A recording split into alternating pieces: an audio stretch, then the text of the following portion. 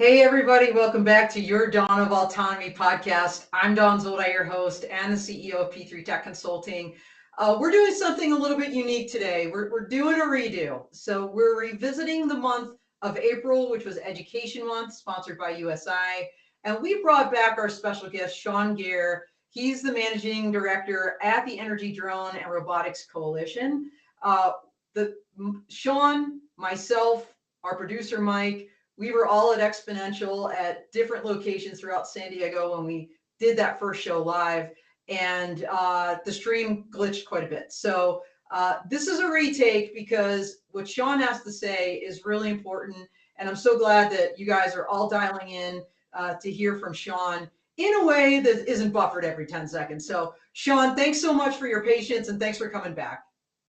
Hey, really excited to be back, Don. Thank you so much, and looking forward with everyone to go into I wouldn't call it a reboot, but a redo, and really catch up on what's happening with drones and robotics and data, particularly in the energy sector. It should be a great day. Yeah, it will. And Sean, a lot of folks out there know who you are, but for the few that don't, can you please give a little bit about your background? Yeah, happy to do so. So I am the director of the Energy Drone and Robotics Coalition and have been for the last 8 years. We are basically focused on best practices, use cases, and tech to help enable our 12,000 plus members globally grow their programs safely and efficiently for robotics and drones and making the data actionable. So it's been exciting to do that. I've always loved tech. That's my background, is in tech and energy. So it's been a great fit for me, and I've enjoyed getting to meet so many people in the industry right here from Houston, Texas, the Petro Metro.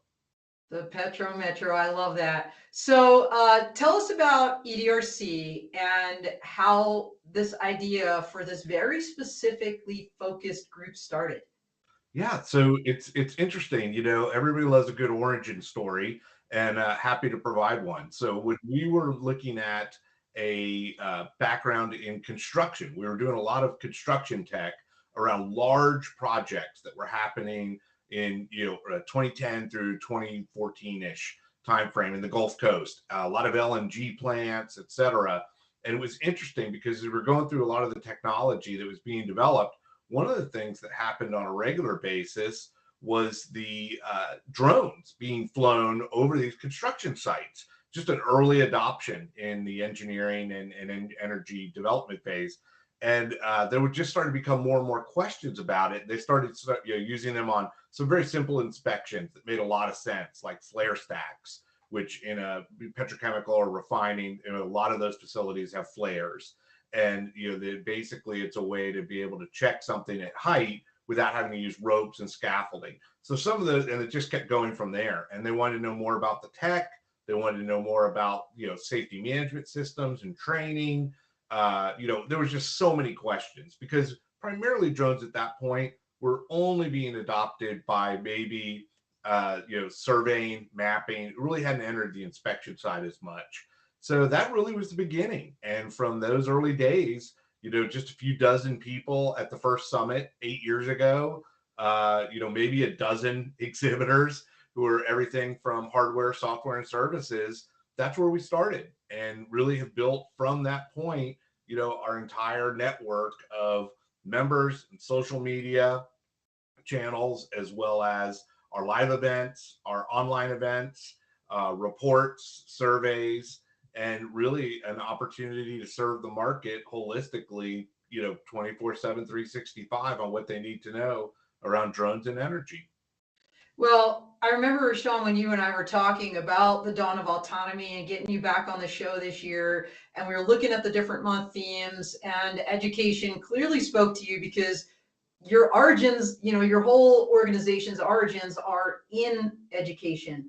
And that is really the heart of what you continue to do. We're going to dive deeper into all those different lines of effort, of course, but before we do, let me ask you this. It was the construction industry at first that was maybe early adopters when you first started EDRC. As you look back, what were some of the challenges they faced or that you saw them facing that you decided to address through education in that first early adoption phase? Yeah, so I think it's interesting because in the early adoption, almost still today, is because you still have so many companies. There's so many energy companies, believe it or not, who haven't really enabled very many robots or drones, for their project. So it's an evolving story. So what was true 8 years ago is true in many ways today. But I will say the focus back then was on the tech, on the hardware. So it was a question of which types of drones could actually fly longer or have a little bit heavier payload carrying, how to get quality data out of it, which companies or service companies are qualified to fly around this critical infrastructure. I mean, these are power lines, substations, refineries, oil and gas fields, pipelines. So you're looking at a lot of critical infrastructure, very expensive, massive issues if anything goes wrong. So what kind of drones and robots could be deployed, around those? Who's safe to deploy them? How do we train our people, right? That was a big question because these people aren't naturally drone pilots. And so what is the right way to take them through certification and competency, not just get the license, but how, back then a 333 or a 107 eventually, but how do we actually make sure they're competent to be able to handle these projects? And then I think the last one, which once again, very true today, scaling. So if we have more and more projects, we've proven it, right? We've found the right use cases. We've proven the ROI. We've proven the safety. It's more efficient. Now I think then it becomes a huge question of how do we scale? Is it in-house? Is it hybrid using some outsource? Or is it, hey, we're going to outsource this. We don't want to have to keep up with the latest tech and the latest training. We're going to have service companies help come in and handle that for us. That what you're saying makes a lot of sense. And I agree that even 8 years later, a lot of those same challenges exist for the people that haven't yet adopted and are looking to start. In fact, Sean, we're in a weird place, right? Because we're in May now, and we had Airspace Link on the show. And they put together a framework, actually, with 6 levels. And so there are people, nobody's really at level 6. That's your air taxis, flying autonomously. But, definitely, the ones and twosies, the ones like we haven't quite created a program yet. What does that look like? They're still out there, but you're absolutely right. There are people on this sliding scale that have been doing this for years, that have general aviation, departments or divisions within their enterprise, and just added, uncrewed systems, and very sophisticated, in a very sophisticated way. So, man, with all this kind of variety of, let's call them stakeholders, at all different levels of, let's just say, development, how have you been able to kind of coalesce them and build communities in this space? I think a big piece of it is that they have some commonalities, right? So, you think about that, we look at where the areas are common between, just within one large sector, energy, right? So we're looking at all the different parts of energy as you're discussing. So power and utilities, oil and gas, maritime, etc. And so, we have to get into all of those different areas. And, there's a lot of commonalities because they are all critical infrastructure. So we look at some things that really transpire between all of them and make it a lot more sense for them to be able to do that. And these things go globally. I mean, we have 71 different countries, as you can see from, who are part of this. So the same things that, might be different regulatory schemes. So there's some differences by all means, but at the end of the day, there's a lot of commonality. And so that's how. Yeah, I mean, a nuclear plant is a nuclear plant, whether it's in Paris, France, or in, 3 Mile Island, Pennsylvania, right? So, yeah, I could see the commonalities there for sure. So I'd say that's the biggest way we were able to really bring people together, was because they shared common problems. Yeah, and you've got a really eclectic group of stakeholders. I mean, whereas you're so focused, the stakeholders that come to your events, Sean, are also so focused. And so let's pop that slide up. I know we've got, some from the industrial energy engineering. This is just the sampling, really, right, of the folks involved in the EDRC and that frequent all of your activities? Yeah, absolutely. So, within the 12,000 folks who are part of the Energy Drone Robotics Coalition, there's several hundred energy companies, which we tend to call asset owner operators, who come from a wide variety of industries within the energy industrial complex. So, yeah, this is just kind of a quick snapshot of some of them, but we're really proud to be able to have so many folks who are able to join and then bring quite a few of their team members to learn as they're seeing a larger deployment of drones and robots in their overall projects and operations. Yeah, so we talked about construction early on, and we threw around this term energy, right? But there are specific industries that you serve. And I want to dive a little bit deeper into that because, Sean, people ask me all the time, well, what does EDRC do? Like, who are the communities? Are there, power lines? Is that part of the community? And so I think we have a good visual image to pop up here. If you could talk us through this a little bit.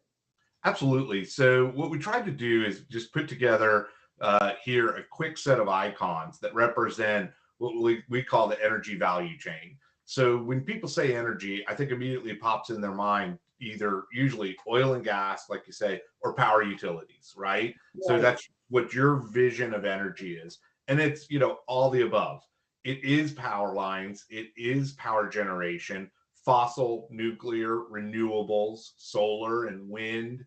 It is all forms of oil and gas, meaning oil and gas from the time it's produced onshore and offshore at rigs through the pipelines and storage and midstream, all the way into the downstream, refining, petrochemical, and then eventually shipping, maritime, the movement of both oil and gas and refined products. So you have this massive energy, I call it the energy industrial complex or energy value chain, that basically is all the different areas under energy that we serve with the Energy Drone Robotics Coalition. Well, and not only that, Sean, but then there's like, let's just call it the larger ecosystem, right? You kind of build out this chain of all the different stakeholders along the way for any given kind of energy related function. But then there's those kind of secondary issues like, methane compliance. And, the fact that these companies, they have to watch this because they have regulatory requirements. And so therefore, how are drones helping in that arena, right? So, I mean, I feel like this over the years has grown significantly. Would you agree? Absolutely. I mean, if you think about it, Don, as the initial, I think we still serve today inspection, survey, and mapping, right? But Yep, as yep. the use cases have proliferated, Yes. that's where and the opportunities for drones and robotics to be deployed, that's really helped us, I think, expand the marketplace and the ability of our energy asset owners, service companies, and solution providers, all the Yes. key stakeholders involved. So whether it's back to the early days around engineering construction with new development projects or methane and emissions monitoring, you certainly see quite a bit going on there. We even have an emerging working group around industrial drone delivery and autonomous cargo. So something that's, everybody thinks of the retail and medical, which are much further along, but there's a lot to be said of using drones at heavy lift and or autonomous surface vehicles to be able to take things ship to shore, ship to ship, ship to rig, or from one side of an oil field like as large as the Permian Basin to another. So there's a whole lot of areas like that that are continuing to evolve, and we're excited to cover those both in the coalition and at the annual summit. Yeah. So, and Sean, I think someday we're going to see that subsurface vehicle that pops up to the surface, maybe swims for a little bit, and then jets out of the water and flies. Right? We're not quite there yet. Although I did see one company in Amsterdam called Speeder Systems that has a really cool kind of almost like hovercraft that also flies, and it's made for the maritime environment. So really cool things happening. I think this is going to keep getting bigger and bigger and blowing up. But speaking of getting bigger and bigger, blowing up, that's your summit, right? So you started with maybe like 100 people or something, as you said, a handful of vendors, and now you're at your 8th year. So Tell us about your EDRC Summit, which is every year in Houston, Texas.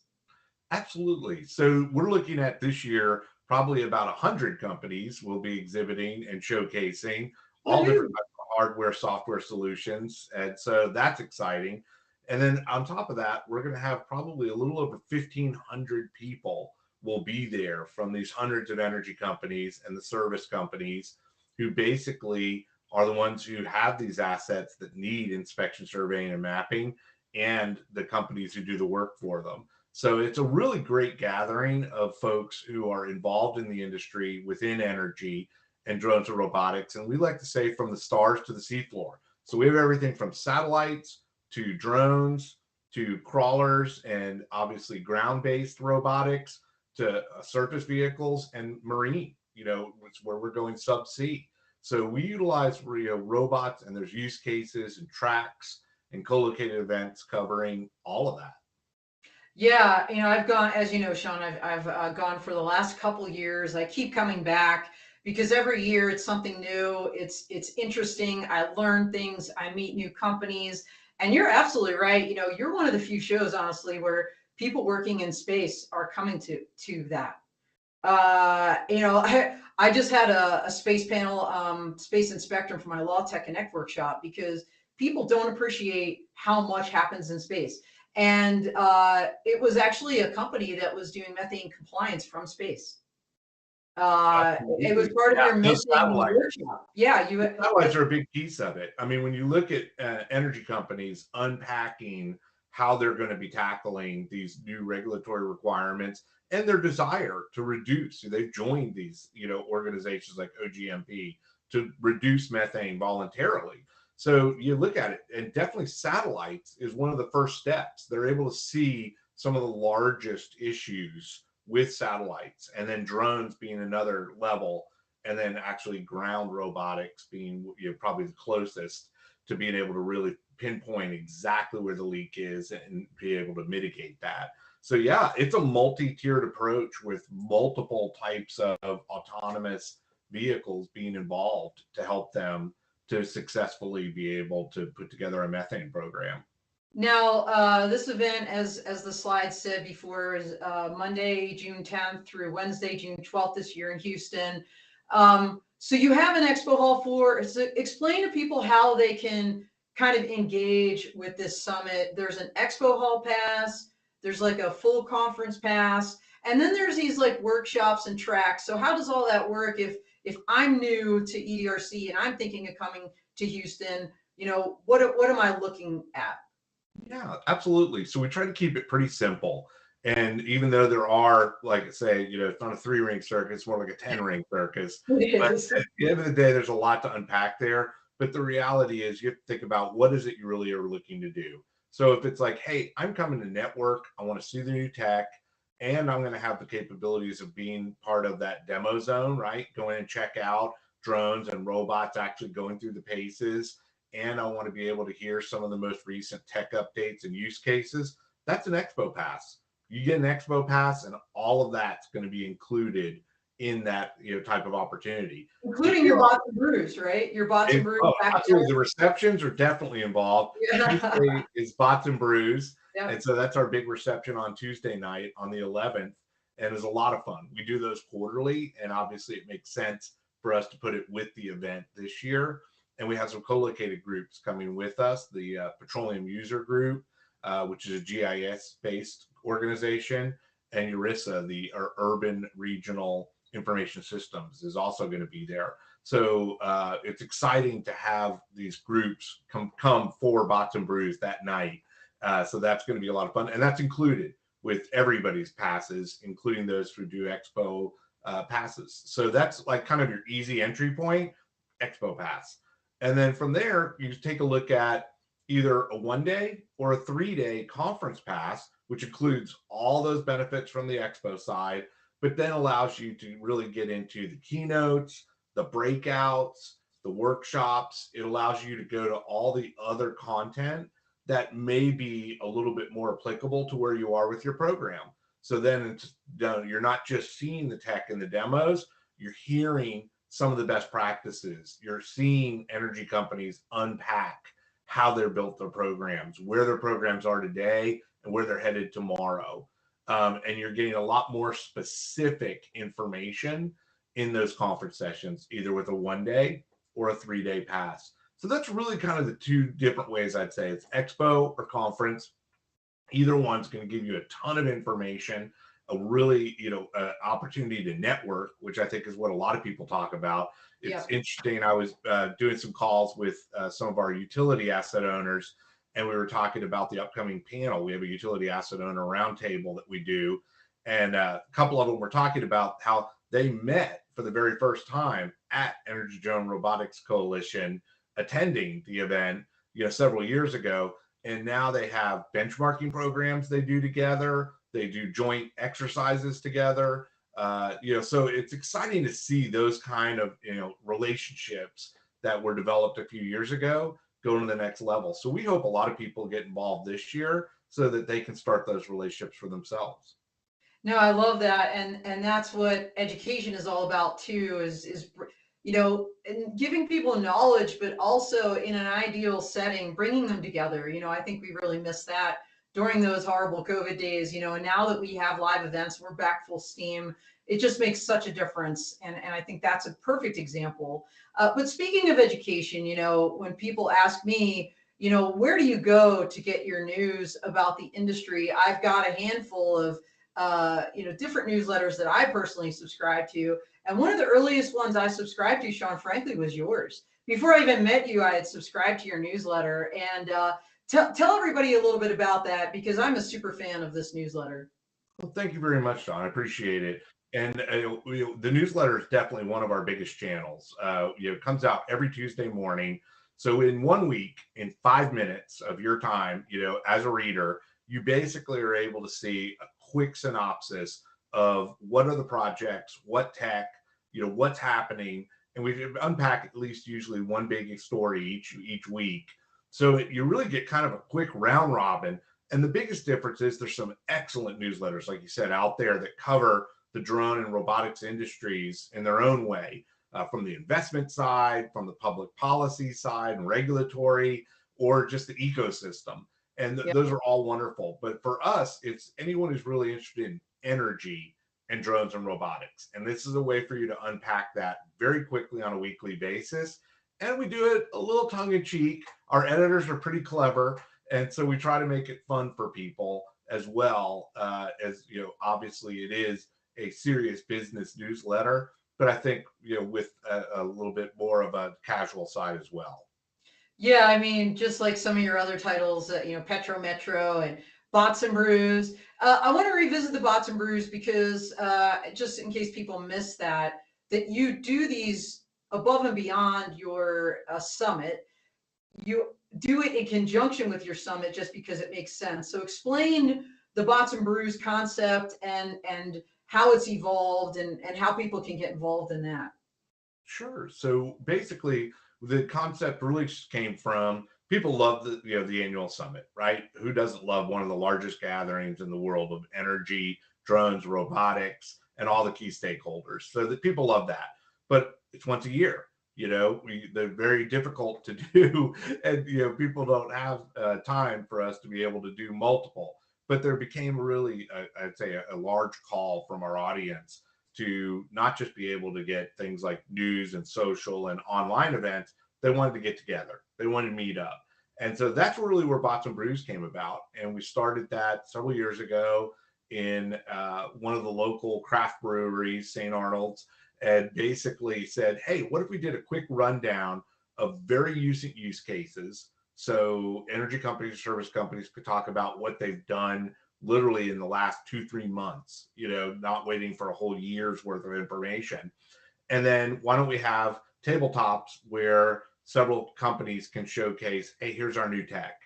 And so that's really where Bots and Brews came about. And similarly, it was a few dozen people at the first one. Now it's several hundred who come together. And so we have to organize it a little bit further in advance. But that's really where the Bots and Brews concept came about, was just audience demand, to get together.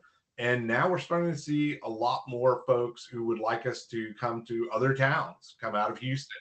So we're really looking forward to the ability to try to get to places like Denver, which I know you're a fan of, and there's a lot going on up there, and obviously, UAVs, autonomous Mining, systems, mining. mining, oil and gas. You have quite a bit that's going on in Colorado, and then the other one obviously would be Calgary. So we're taking a look to see what we can do that would make sense to getting bots and brews in those locations as well. Well, you better be calling me when you're organizing the Denver one, because I absolutely want to go to that and help get involved. So that would be super fun. Yeah, we had Expo was here last year, and just so great to have everybody kind of in your hometown. And I know you feel that way too, because you live in Houston, Sean, and your event is there, and you can tell that you just love it, and you have such a sense of community there. So Sure. I'm going to ask you a little bit, kind of backing up. You're under this umbrella of InnovateEnergy. What is that? What is InnovateEnergy, and what does InnovateEnergy do? Mhm. So if you think about it, InnovateEnergy is really all about where energy and emerging tech come together. So there's multiple different ways that they utilize tech in the energy market. Drones, robotics, and autonomy. That's a really great area and one of our oldest. So that's where the Energy Drone Robotics Coalition came about. But Right. then we also have communities that have been built with the same sets of channels and things like that in the immersive community. So, meaning virtual reality, augmented reality, XR, digital twins, reality capture. So, a ton of the areas that technology is impacting energy and that area is being covered. We have another one that was built just for AI. So all the different ways AI is being deployed. So where Energy Drone Robotics Coalition might cover AI and robots or AI and drones, there's a lot of other places that AI is being used in the energy industry. That's where our AI group is able to cover that. And we have a couple others that are being built for 2025. So it's an umbrella, if you think about it, of emerging tech communities that are all focused on the industrial energy space and sectors, and helps them to understand the tech, the trends, the use cases, and what's the best ways to grow their programs for all the stakeholders. Well, that's a great segue, because we had that earlier slide with the stakeholders, if you will, and we have a slide next that showcases some of the tech and service companies that are part of your group and come to your events regularly. So here we go, popping this up. So you can see how this group has grown over time between the stakeholders who are looking to employ the tech, and the tech companies and service companies or other providers that are basically providing that for them. And so that's kind of your very large community here. Yeah, it's really interesting to see. And unfortunately, I'm looking at this, noticing we're still behind. We have so many folks who are joining that I need to make sure we continue to update it. But what's an interesting trend to watch, I think on this, Don, and you've probably seen it because you've been such a great, contributor and follower to our group over the years, is that, it started with hardware. And that was really a ton of what was going around at the time. And then we started to get a little bit more into the software that people could use for fleet management and logging their flights and making sure that they were staying within the regulatory parameters.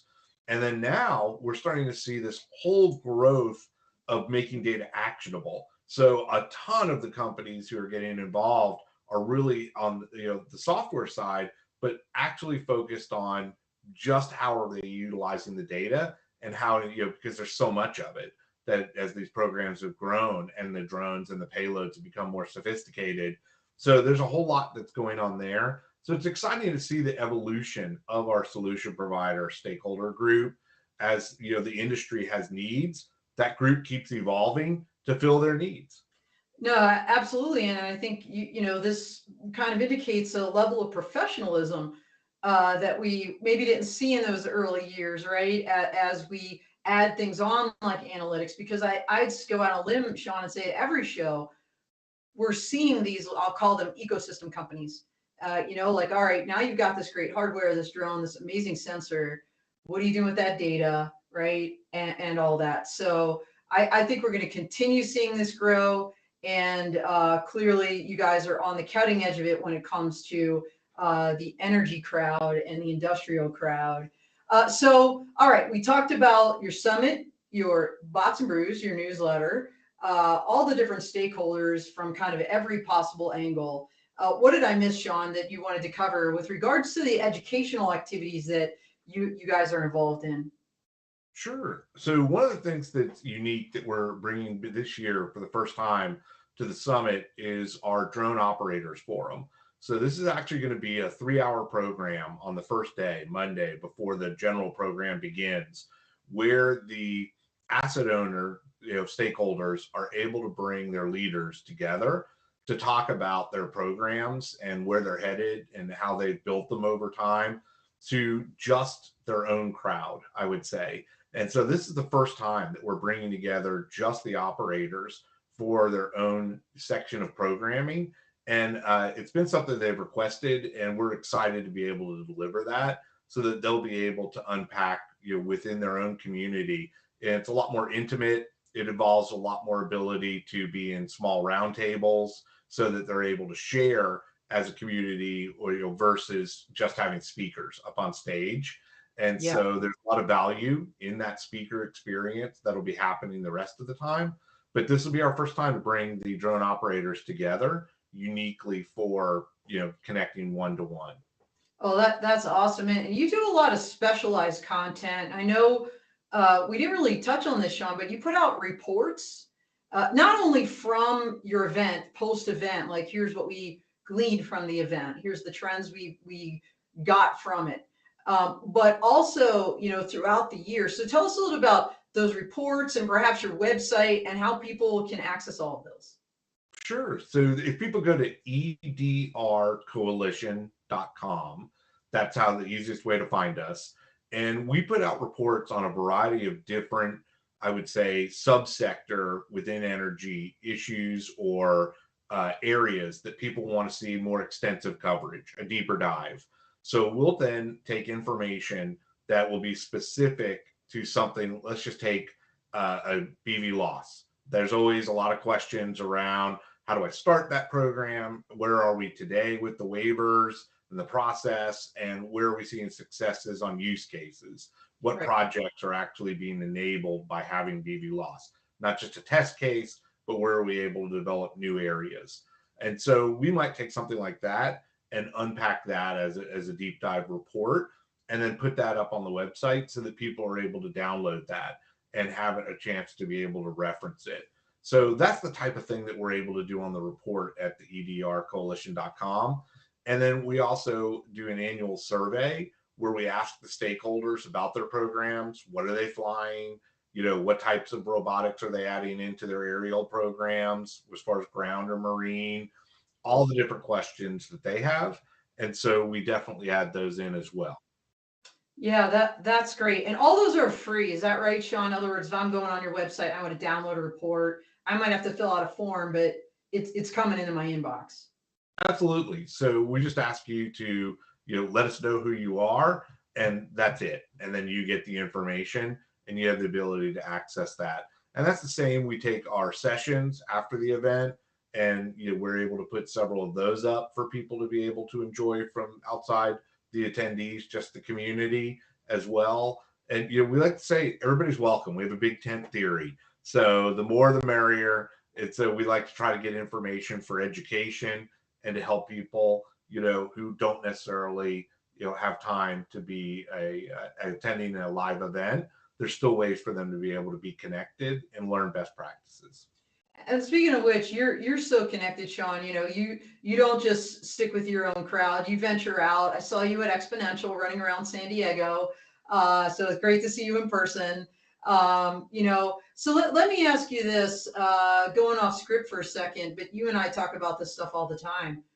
As you look back the last couple of months, or the last maybe handful of shows you've gone to, what trends have you seen relevant to your lane, your energy sector, that you're seeing pop up elsewhere, that's kind of, just kind of validating what you're seeing on your side of the fence?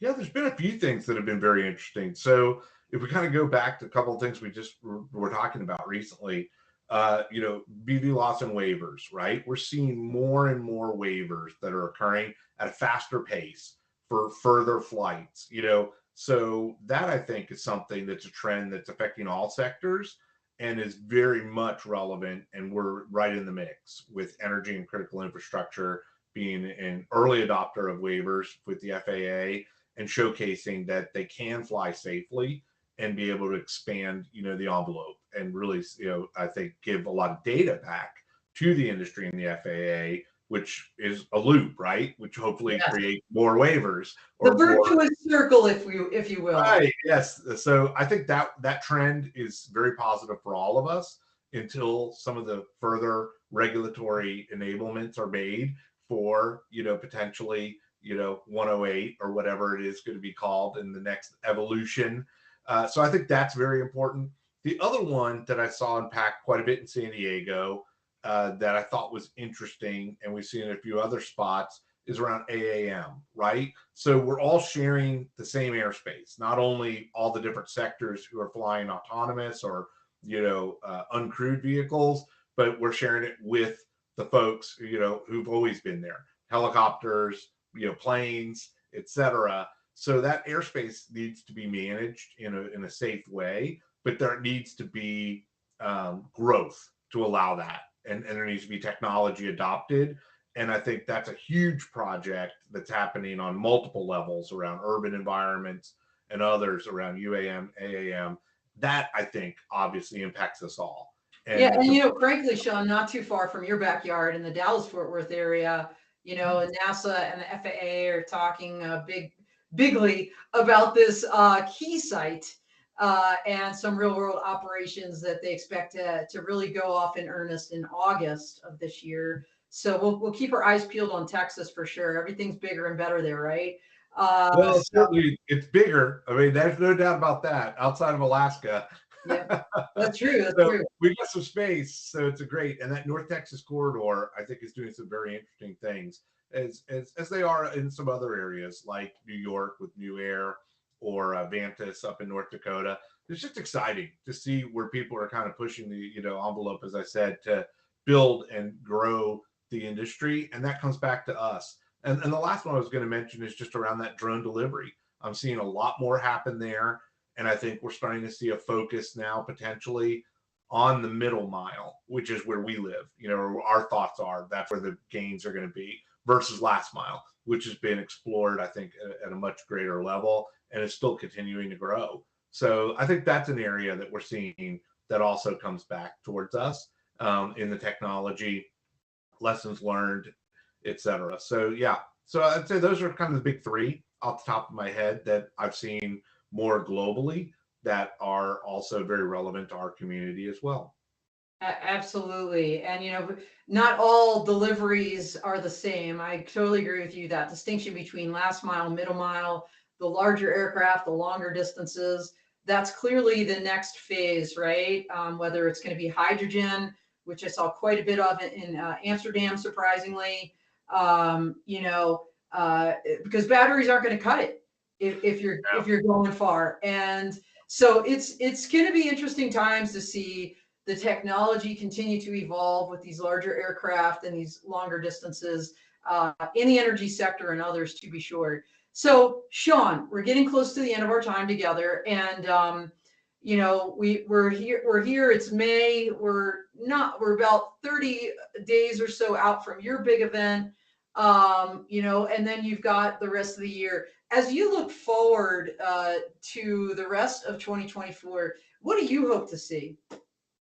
Yeah, so as far as for the industry, we certainly hope to continue to see growth in the regulatory schemes in the U.S. so that we're able to move forward. But as far as the organization, we see the ability to continue to serve our folks in all the channels that we've discussed, as well as building out new channels for people. So making it a little bit more easy for people to find each other is really kind of one of the key enablements that we're looking at, some different opportunities to do that through community. So whether that's online communities, market maps, different ways for people to be able to understand what's actually happening in the energy sector around drones and robotics and autonomous, and how do we, help people find each other and connect with each other. And so we're going to be unpacking several new projects in those areas. So I'd say stay tuned, because we're finding new ways that we're going to be able to help people connect and find great information beyond the channels we've developed so far. Well, make sure you let me know, and I'll push that out through my network. So when you're doing something like that, Sean. And you and I have talked, Exponential is going to be in your backyard next year in Houston. And I'm super excited to get you involved in Law Tech Connect next year. I've already, started thinking about that event, and absolutely having an energy panel, energy focused panel, laws, policies, tech. That is all, you are all over that. So we'll continue those conversations, and really looking forward to collaborating on that and other things as the years come. But as we kind of wrap up, how do people reach you?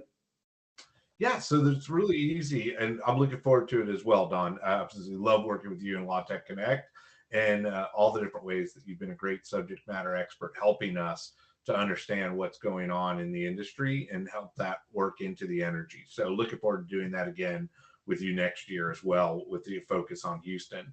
But the best way to connect with us with community is edrcoalition.com. Go online, and that's got links to all these channels I'm describing, whether it's our newsletter, or the resources section, or the summit, or the Bots and Brews meetups. So that gives you all the intel. And then certainly, as far as me personally, LinkedIn is where I live most of the time. So find me Sean Guerre at LinkedIn, and you basically are be able to connect with me, and look forward to talking with anyone. And reach out if you ever need anything around the energy and autonomy or UAVs or robotics. Happy to help.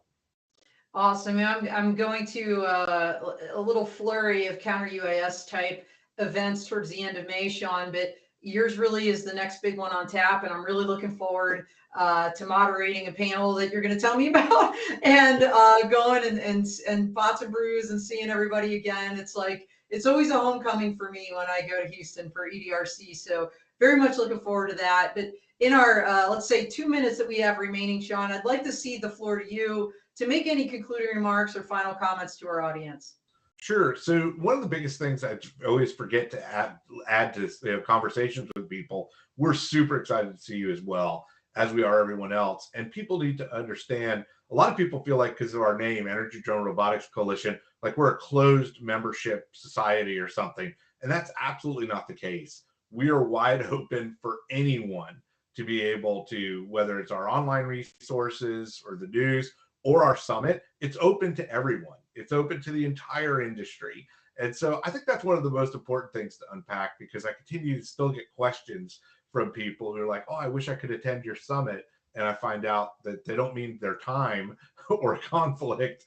They feel like they're not allowed to. And I just wanted to make sure people understand, we're, like I said, Big Ten. We like to work with as many people as possible. So please get involved with us if you have a chance. And we look forward to working with everybody in the industry to grow, educate, and move forward. And just 2 seconds, you're talking about education beyond the industry. You bring students to your event, and I love that you do that. So folks, when you think about EDRC and the education they're putting out, it's for everybody, and it's not just for industry and all the stakeholders we talked about, but even the folks that haven't quite entered the industry yet, the folks that are thinking about, they're just learning. So that's what this education theme was all about. That's why, Sean, I think it's perfect that you selected that theme for your show, and super grateful. Great to have you, and thanks again. Can't wait to see you soon. Excited to see you as well, Don. Thanks so much for the opportunity, and love working with Dawn of Autonomy. Take care, everybody. Out here.